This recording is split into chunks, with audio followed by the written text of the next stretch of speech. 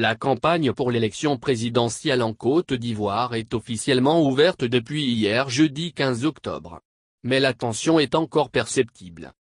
On assiste à des discours enflammés et la propagation de fausses informations de nature à mettre en péril la cohésion sociale en cette période électorale où l'opposition appelle à un boycott du scrutin.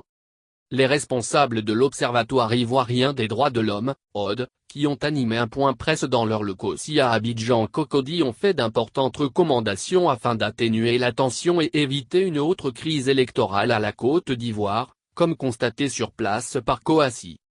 Ces différentes recommandations s'adressent notamment au gouvernement, aux acteurs politiques, à la commission électorale indépendante, aux administrateurs des plateformes ou forats de discussion à caractère politique et des pages de proximité, aux acteurs de la société civile, des médias publics et des médias en ligne.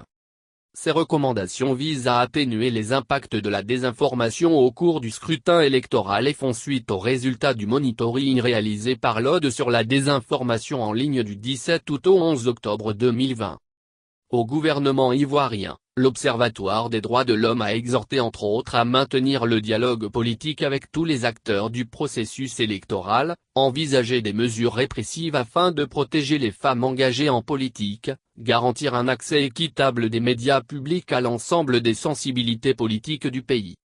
Aux acteurs politiques, l'ODE a demandé de s'abstenir des discours et actes susceptibles de fragiliser la cohésion sociale ou de détériorer le climat socio-politique.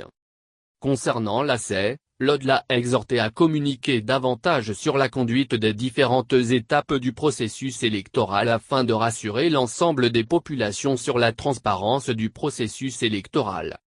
Les médias et les acteurs de la société ont été également invités à jouer leur rôle pour contribuer à la paix.